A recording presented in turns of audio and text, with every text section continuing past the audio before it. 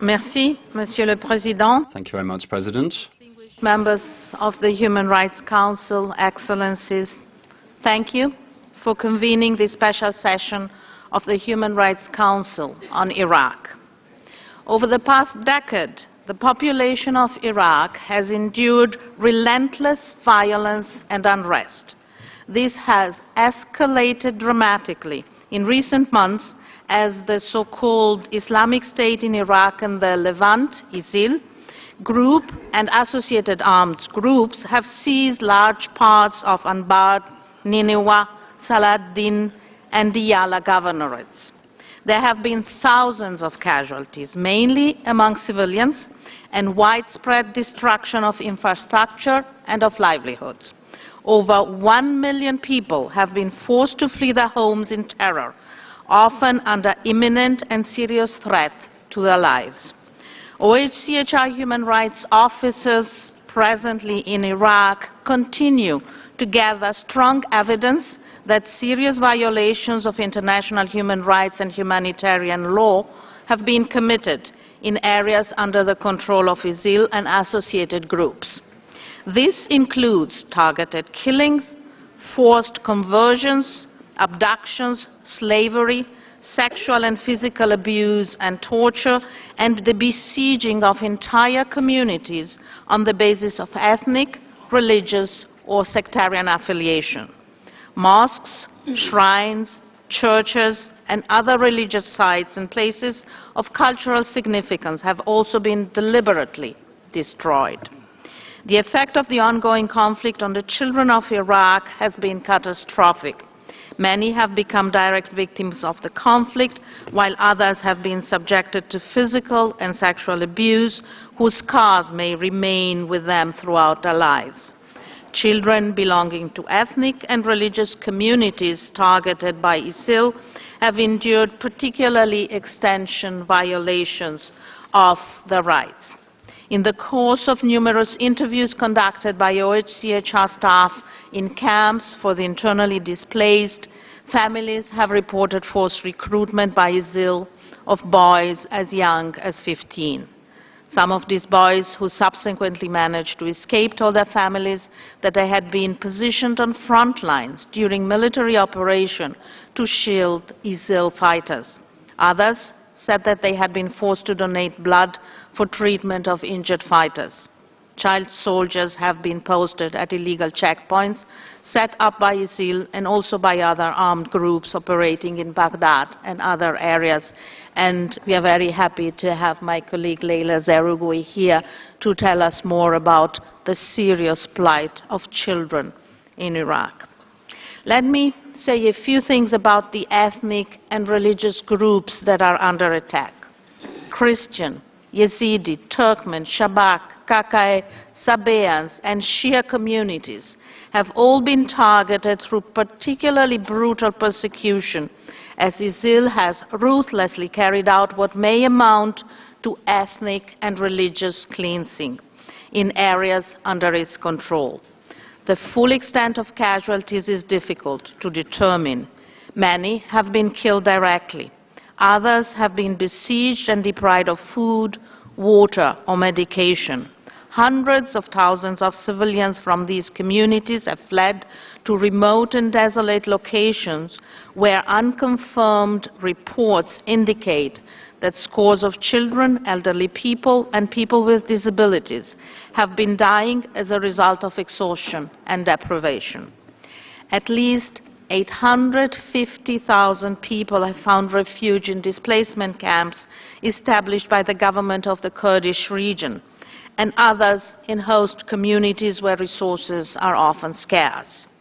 To cite just one example, following the advance of ISIL into areas on the Nineveh plain in early August, large numbers of Yazidi residents of the plain and a number of mainly Christian families who had previously sought refuge there from their homes in Mosul were forced to flee en masse. Some 180,000 people entered the Kurdistan region in the course of one single day. People from these ethnic and religious communities who remain in areas under ISIL control, and many who have fled, fear further attacks by ISIL and associated armed groups. Yazidis have been targeted for extremely harsh treatment, including enslavement and physical and sexual assault. Reports from Nineveh Governorate suggest that at least 1,000 Yazidis have been killed in recent weeks, with close to 2,750 kidnapped or enslaved. The actual numbers could be much higher. Some have been coerced to convert to Islam and are subsequently tightly supervised by ISIL. Many men who refuse to convert have been executed, while women and young girls, probably including minors, have been allotted as slaves to ISIL fighters. At least 2,250 women and children have been detained as hostages in the Badoush prison in Mosul, in Tal Afar, and other locations under the control of ISIL. On 15 August, the predominantly Yazidi village of Kotchuk in southern Sinjar was subjected to a brutal attack by ISIL fighters. Many men were killed and hundreds of women and children were abducted. I'm particularly concerned about reports indicating that other villages of Sinjar remain at risk of similar attacks by ISIL on the basis of the residents' ethnic and religious origins. Christian communities have also been subjected to targeted persecution.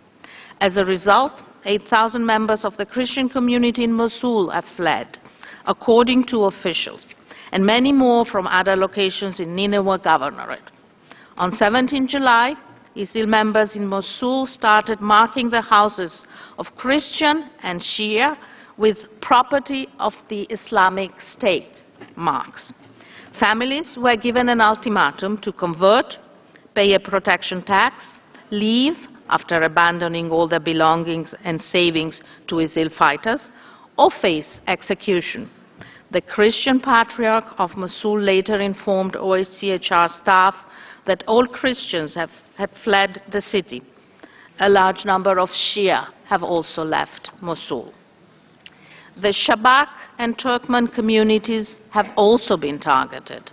At least 13,000 Turkmen villagers, including some 10,000 women and children, were until yesterday besieged by ISIL and associated armed groups in Amerli, in the Salah ad-Din Governorate. The siege had been underway for more than 2 months, generating severe shortages. Thankfully, the siege was lifted yesterday, 31st August, by a military operation conducted by the Peshmerga and Iraqi forces, supported by international forces, and life-saving humanitarian assistance has begun to reach the civilians. When such villages are taken over by ISIL, the consequences have been extremely grave. On 2nd of July, ISIL fighters entered the Omar Khan village in the Nimrod area of southern Mosul district, looking for Shabak people, many of whom are Shia. They kidnapped around 40 Shabak and Turkmen, stole cattle and vehicles, damaged the Shia mosque, and set fire to a Shia shrine, which they then blew up the following day. Reports indicate that the majority of the residents of the village fled to the Nineveh plain. On 7 July, ISIL stormed the village of Al-Rashidia in northwest Mosul and abducted 40 Turkmen. Some were found executed, while others still remain missing. As part of this widespread and systematic pattern of religious and ethnic persecution, ISIL has intentionally destroyed Sunni and Shia shrines, Christian monasteries and churches, and other places of cultural or religious significance. Human rights officers are attempting to maintain a list of the often ancient and profoundly beloved sites that have been obliterated. In the area of Mosul alone, they include the 17th century Sunni tomb of Sheikh Fatih, the 12th century Syriac Christian monastery of Mar Benam and the shrine of Nabi Yunus, or the prophet Jonah, revered by both Sunnis and Christians. These communities have lived side by side on the same soil for centuries, in some cases for millennia. These individuals have an undeniable right to continue living in their own country, in peace, equality, and dignity. It appears that ISIL intentionally committed widespread and systematic persecution of these ethnic and religious groups, depriving them of their fundamental rights, including the right to life and to freedom of religion, denying them of their identity, and compelling many to wander in fear in desolate and dangerous areas. These inhuman and odious offenses constitute a serious and deliberate attack on human dignity and on human rights, and they likely amount to a crime against humanity. Let me say a few things about the residents of Mosul and other cities that are under ISIL control. I am deeply concerned by the situation of civilians who remain in areas under the control of ISIL, and this is particularly true in the cases of cities such as Fallujah, Ramadi, Tikrit, Tal Afar, and Mosul. Living conditions are intolerable. Medical facilities lack medicine and basic supplies. Health sector employees have not received a salary in months. Reports indicate a near-total breakdown in rule of law and an increase in criminality in Mosul and in other cities. This insecurity compounds the difficulty for the civilian population to access essential services. Women have been particularly exposed to severe restrictions and abuses by ISIL. On 14 August, an announcement by ISIL was read in all mosques in Mosul, ordering women to veil their faces or incur severe punishment, essentially to coerce women into compliance with gender-specific rulings. Women are not allowed to walk in the street without the presence of a male guardian, and there are more and more reports of women being beaten for violating ISIL rules.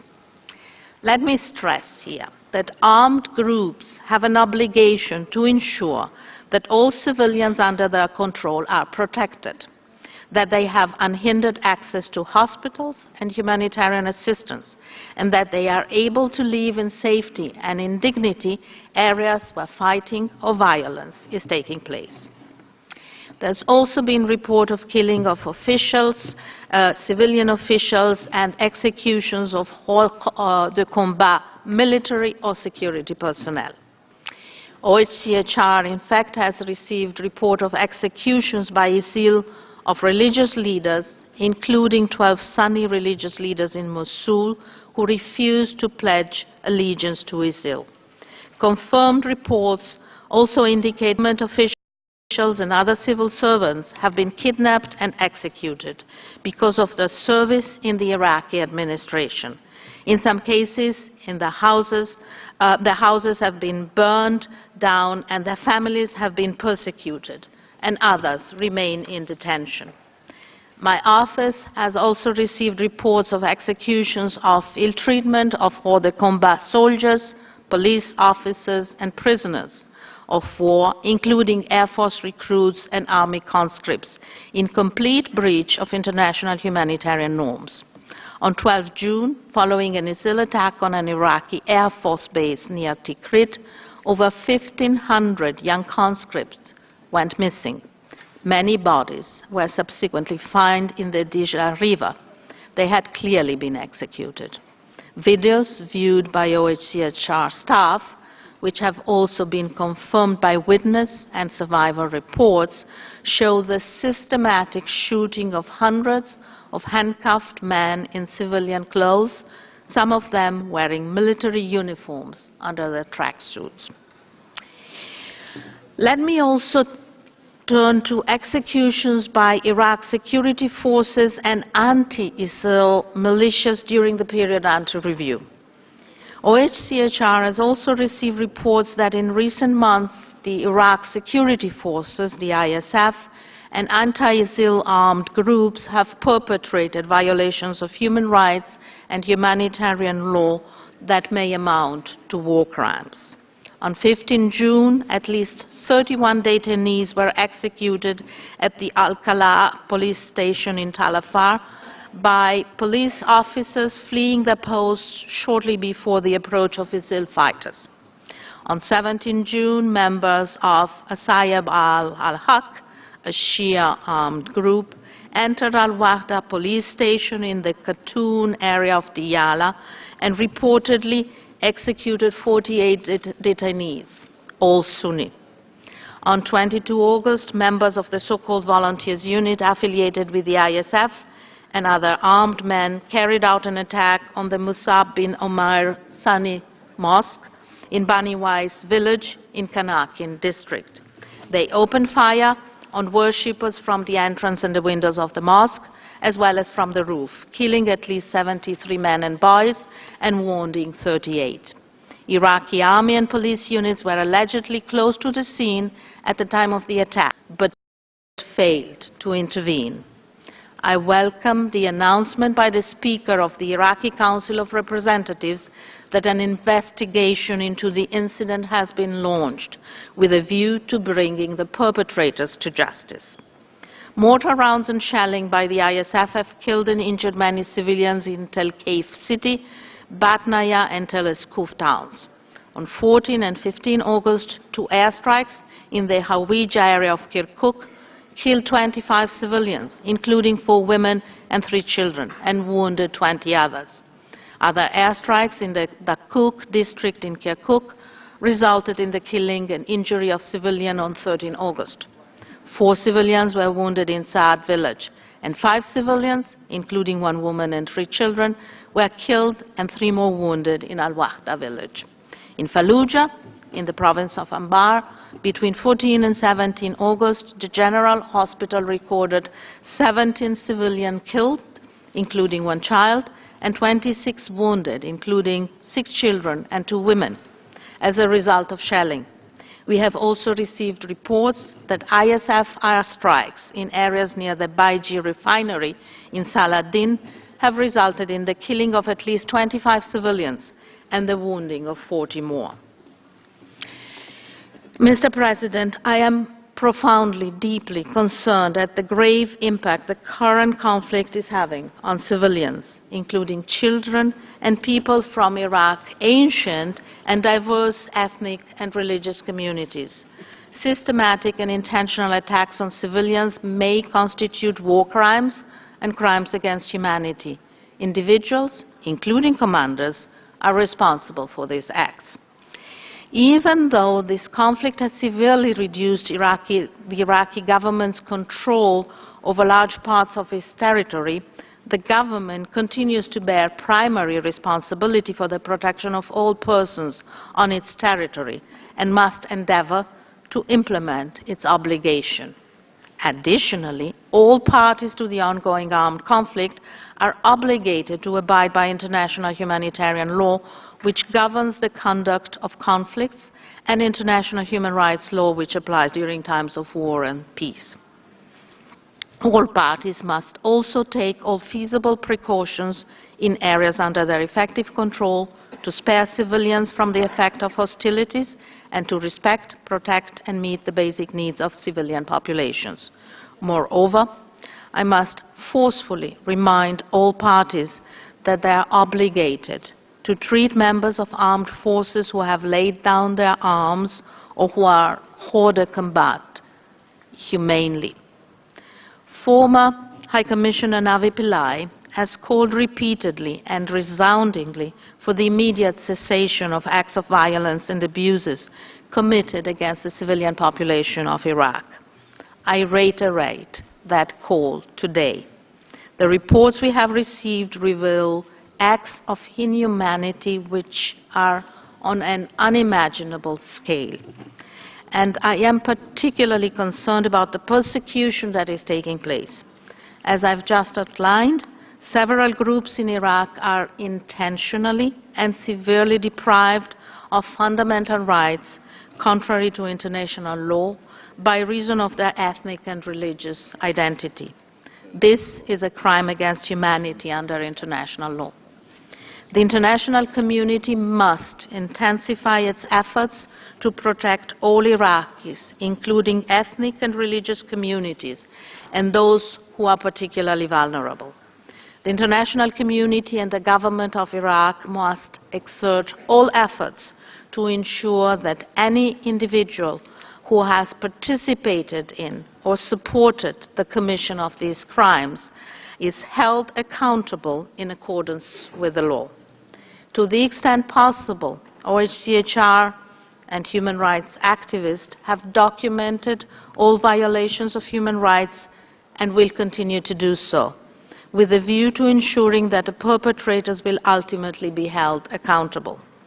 Given the well-documented record of human rights violation of ISIL in Syria, particularly in the province of Raqqa, there will be special scrutiny of the conduct of ISIL fighters and leaders. I finally would like to conclude by urging the international community to act to support the government of Iraq, including the government of the Kurdistan region, in its efforts to provide humanitarian assistance to civilians in need wherever they are located, and to ensure the protection and needs of those who have been displaced as a result of violence and persecution. Thank you for your attention.